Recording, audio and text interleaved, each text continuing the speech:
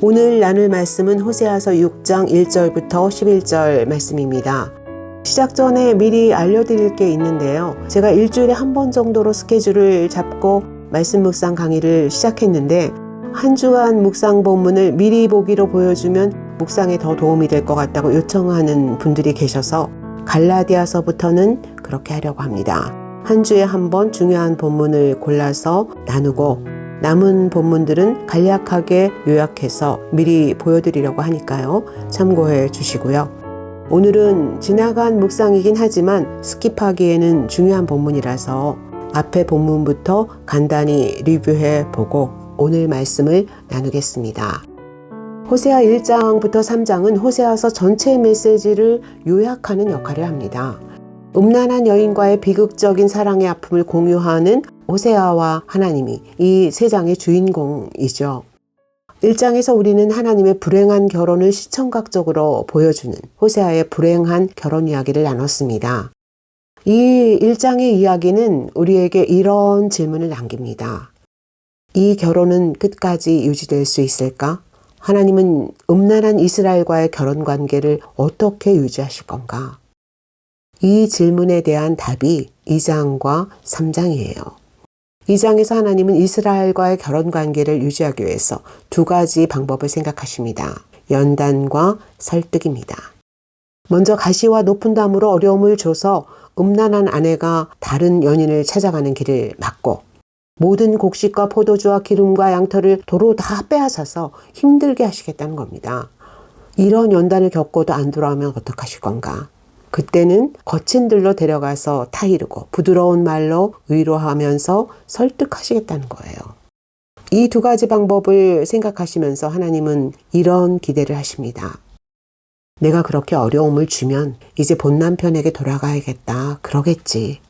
내가 포도원을 돌려주고 소망의 문을 열어주면서 위로하고 설득하면 그때는 내가 여호와인 줄 알겠지. 다시는 나를 내 바알이라 부르지 않고 나를 내 남편이라 부르겠지. 여기까지가 2장입니다. 여기서 정말로 중요한 질문은 이겁니다.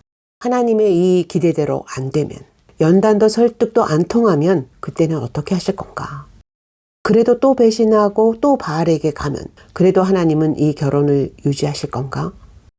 이 질문에 대해 답을 주는 이야기가 3장의 이야기입니다. 3장에서 하나님이 호세아에게 뭐라고 하시나요? 가서 다른 남자와 사랑에 빠진 그 여자를 다시 사랑하라. 음부가 된 여인의 몸값을 치르고 그 아내를 사라.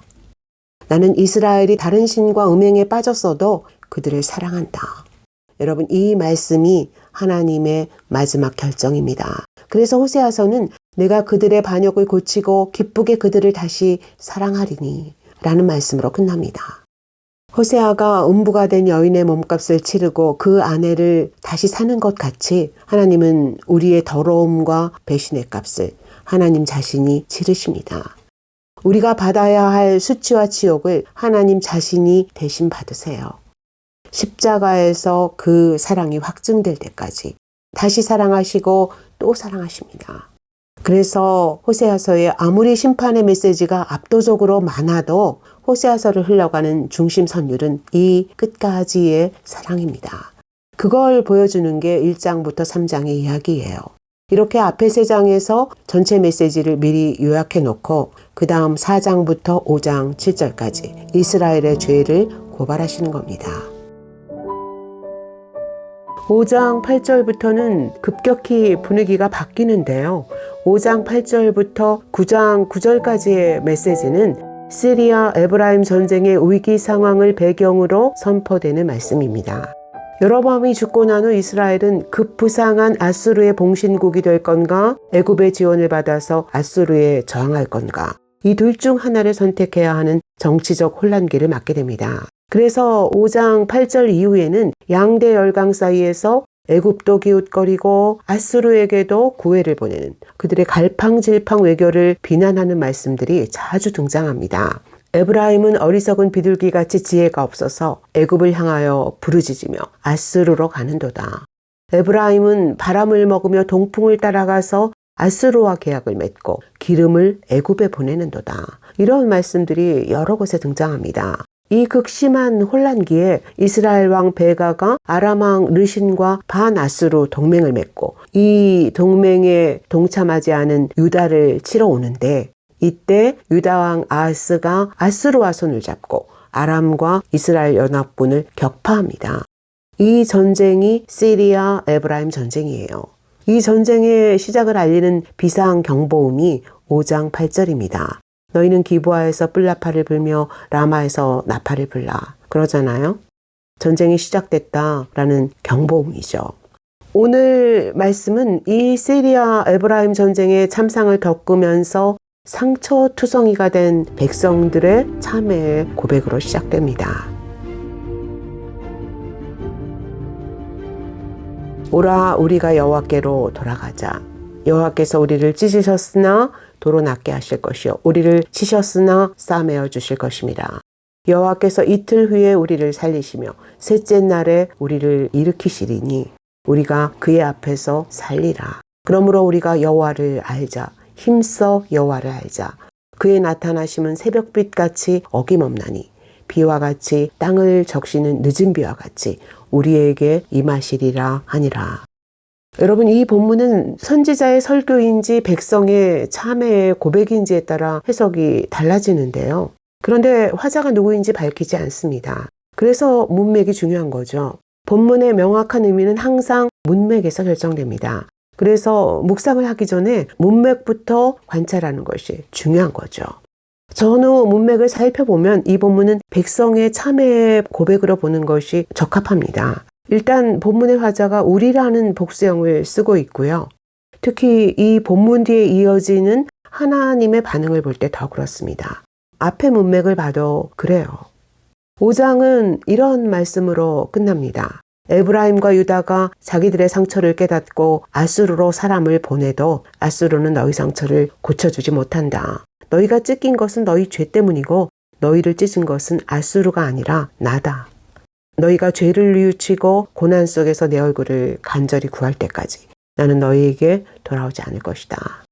6장 1절부터 3절은 이 말씀에 반응하는 백성들의 회개와 결단의 고백입니다.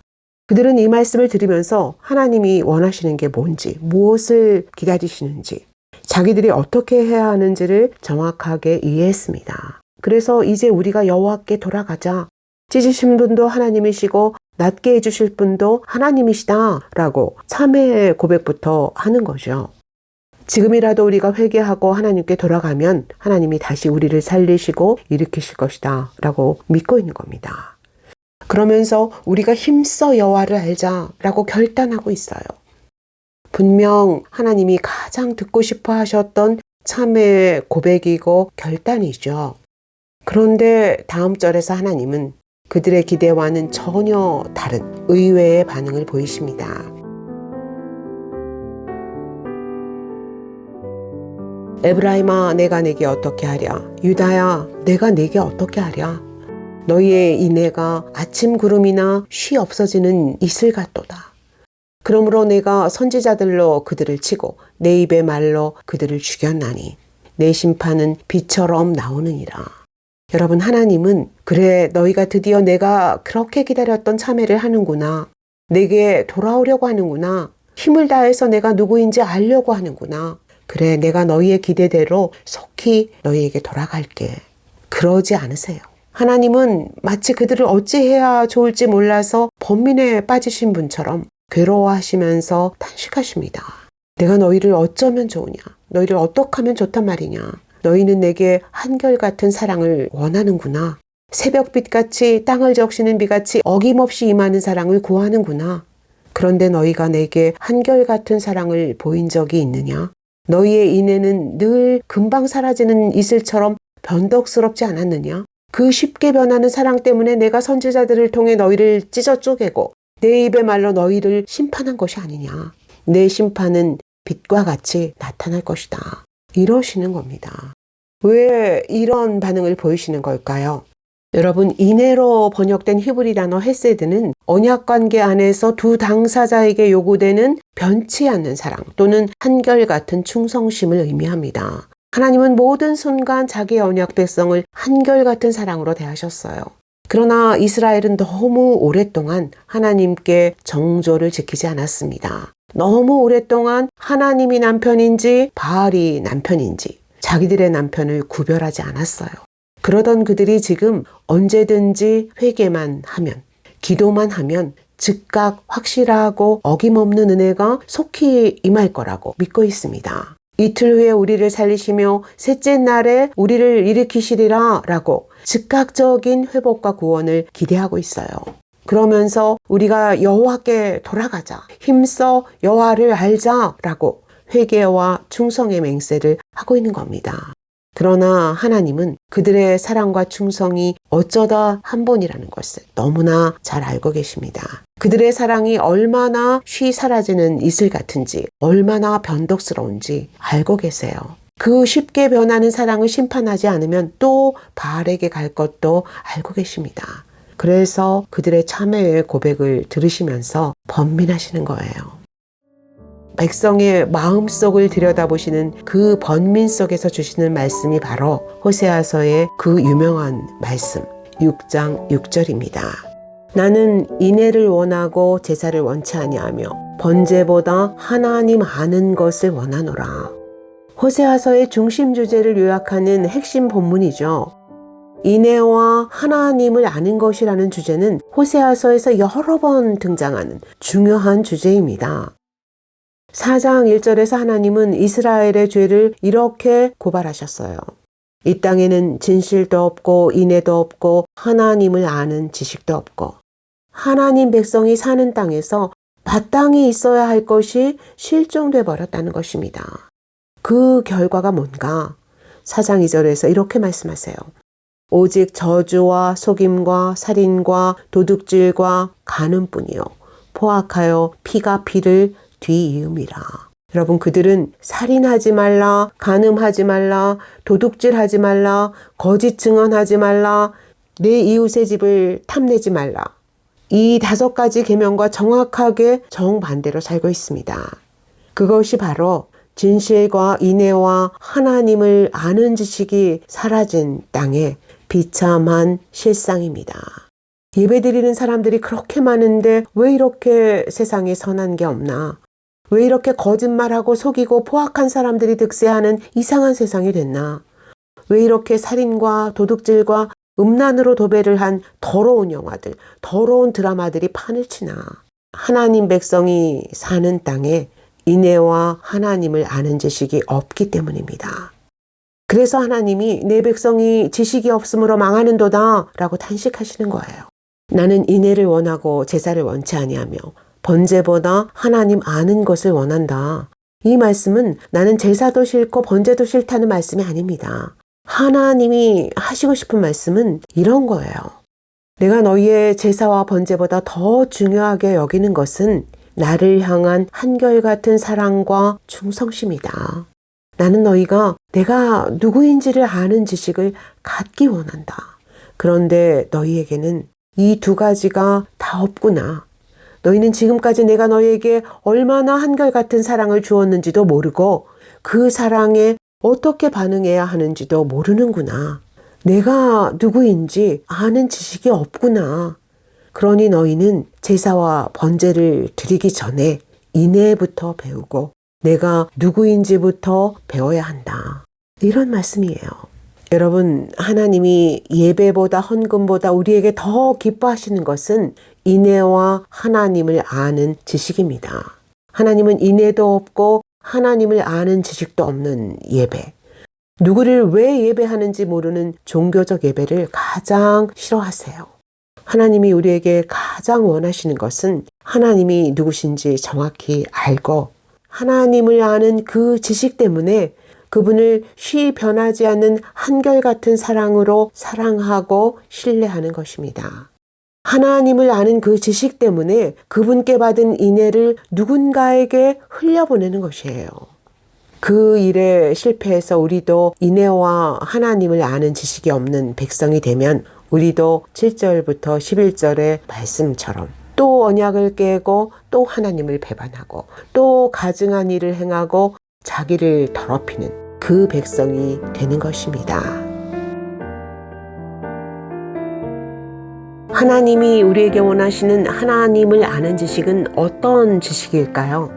하나님에 대해 아는 지식과 하나님을 아는 지식은 다릅니다.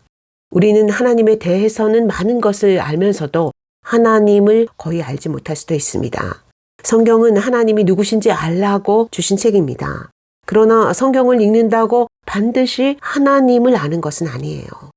우리는 하나님은 영이시고 무한하시고 영원하시며 지혜와 능력과 거룩함과 선하심과 진리가 변치 않으시는 분이시다 라고 정의할 수 있습니다. 그러나 그 정의가 곧 우리가 하나님을 아는 분명한 증거가 될 수는 없어요. 물론 우리는 하나님의 말씀을 자세히 읽고 철저히 공부하고 정확하게 이해해야만 합니다. 하나님의 신성과 능력과 성품에 대해 분명히 말할 수 있는 지식이 있어야 합니다. 하나님을 아는 지식은 분명 성경을 바르게 이해하고 하나님의 본성과 인격과 그분의 말씀과 행하신 일들을 알고 이해하는 것에서 출발합니다. 그러나 매일 성경을 통독하고 연구하고 말씀을 묵상하는데 우리 영혼과 삶에서 아무 일도 일어나지 않는다면, 그분을 닮고 싶고 무슨 말씀을 하시든 따르고 싶은 마음이 안 생긴다면 우리의 그 지식은 하나님에 대해 아는 지식이지 하나님을 아는 지식이 아닙니다. 하나님이 누구신지 누구보다 더 정확하게 정의할 수 있는데 그럼에도 그분에 대한 경외와 친밀한 애정이 안 생긴다면, 그분을 향한 한결같은 사랑과 충성심이 안 생긴다면 그 지식은 하나님에 대한 정보를 아는 지식이지 하나님 자신을 아는 지식이 아닙니다. 하나님을 아는 지식은 그분을 인격적으로 만나고 경험하고 친밀하게 알고 사랑하고 경외하고 신뢰하는 그 모든 것을 포함하는 지식입니다. 하나님의 말씀이 살아서 우리의 관절과 골수를 찔러 쪼개며 훑고 지나간 후에 생기는 지식이죠. 이 훈련을 하는 게 바로 말씀 묵상이에요. 그래서 말씀 묵상은 하나님에 대한 지식을 하나님을 아는 지식으로 바꾸는 가장 거룩한 영혼의 훈련입니다. 하나님이 누구신지 알면 인생의 문제들은 대부분 저절로 자기 자리를 찾게 됩니다. 어떻게 살아야 하는지가 저절로 분명해집니다. 우리는 하나님을 얼마나 알까요? 하나님에 대해 아는 지식을 하나님을 아는 지식으로 착각하고 있는 건 아닐까요? 우리는 정말로 다른 무엇보다 더 하나님을 아는 지식을 원하는 걸까요?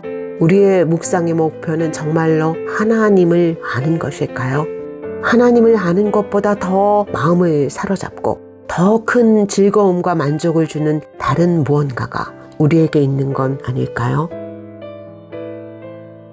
하나님, 우리가 말씀을 묵상할 때마다 우리 눈을 열어서 주의 법에 기이한 것을 보게 해 주옵소서. 우리의 묵상이 하나님에 대해 배운 진리를 하나님을 아는 지식으로 바꾸는 묵상이 되게 해 주옵소서. 우리가 말씀을 정복하는 게 아니라 말씀이 우리를 정복하는 묵상이 되게 해 주옵소서. 다른 일을 정복하기 위한 묵상이 아니라 내 아집과 죄성을 정복하는 묵상이 되게 해 주옵소서. 하나님을 아는 지식이 많아질수록 더 겸손해지게 하시고 진리를 알고자 하는 열망이 더 커지게 하옵소서. 하나님을 아는 지식 때문에 더 하나님을 사랑하게 하시고 하나님의 햇새대로 사는 일이 우리 인생에 더 큰 기쁨이 되게 해 주옵소서. 예수 그리스도의 이름으로 기도합니다. 아멘.